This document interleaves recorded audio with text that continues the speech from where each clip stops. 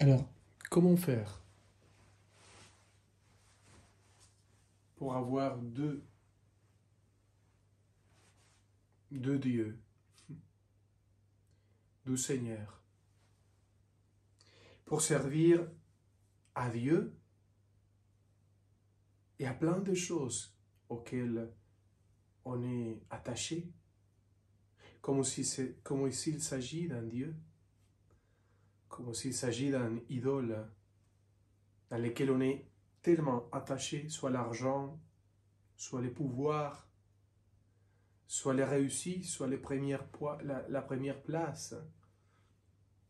Comment faire? C'est Luc au chapitre 16, dans lequel notre Seigneur va dire concrètement, vous ne pouvez pas servir à deux seigneurs, parce que vous finirez par aimer l'un et détester l'autre, ou être attaché à l'un et tout à fait trahir l'autre. Et après, il va finir en disant, vous ne pouvez pas servir à Dieu et à l'argent. Mais l'argent, c'est aussi le pouvoir. Le pouvoir, c'est aussi prendre tout pour soi d'une manière absolument égoïste. Quand on voit la situation actuelle dans le monde entier, quand on voit c'est là qui se passe à Soudan, c'est là qui se passe en Afrique, c'est là qui se passe partout, partout chez nous, partout, on se pose la question, pourquoi l'homme agit comme ça? Qu'est-ce qui motive le cœur humain pour faire la violence, pour avoir le cœur rempli de violence à tel point qu'il est capable de tout détruire dans le cœur et dans la vie de l'autre? D'où vient ça? D'où vient? Justement, d'avoir fait des idoles partout. Les idoles du pouvoir, les idoles du plaisir, les idoles de l'argent, de la première place.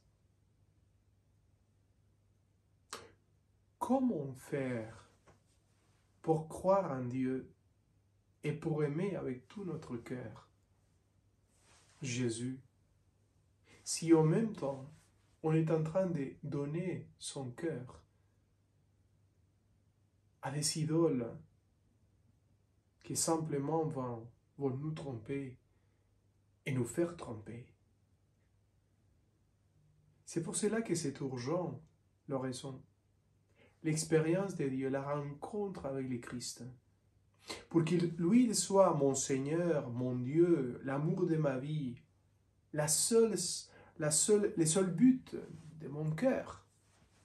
Il faut avoir la rencontre avec lui tous les jours. Il faut avoir la place et le temps pour parler avec lui et pour lui dire je t'aime, je vais soin de toi, je vais te regarder, je vais t'expérimenter dedans, je vais expérimenter cela qu'on peut vivre avec toi. Et à partir de là, de la rencontre, de l'expérience, à partir de l'expérience d'avoir vécu Dieu lui-même et avoir parlé avec lui, pas seulement parler sur lui, parler avec lui, tout se transforme. On a besoin de la contemplation. On a besoin d'un moment de silence dans lequel on laisse tomber tout et on reste face à face avec lui. Tout viendra avec. Mais le but, c'est lui-même, Dieu lui-même, Jésus lui-même. La rencontre avec notre Seigneur va produire des fruits extraordinaires.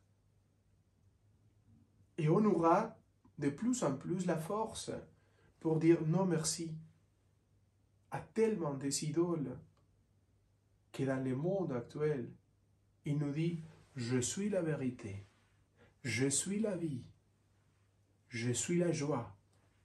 Cherche-moi et tout sera heureux. N'est-ce pas? Toujours on entend ça dans les publicités, à la télévision, à Internet, à Instagram. Toujours quelqu'un qui a trouvé la source de la joie. Mais c'est pas vrai. C'est pas vrai.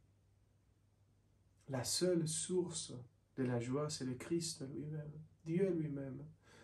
Mais il faut faire l'expérience, il faut être assis face à face, cœur à cœur avec lui, comme Moïse,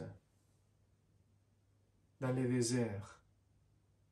Il avait un espace pour parler face à face, cœur à cœur, avec Dieu.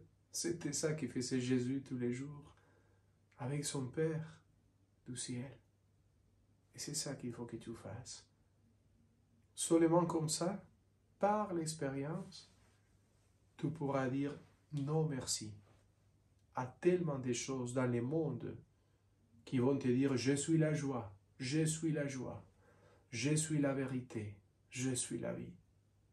Tu pourras dire c'est pas vrai parce que moi j'ai vécu quelqu'un, la rencontre avec quelqu'un qui est la vérité, la vie et la joie. Que Dieu te bénisse au nom du Père et du Fils et du Saint-Esprit.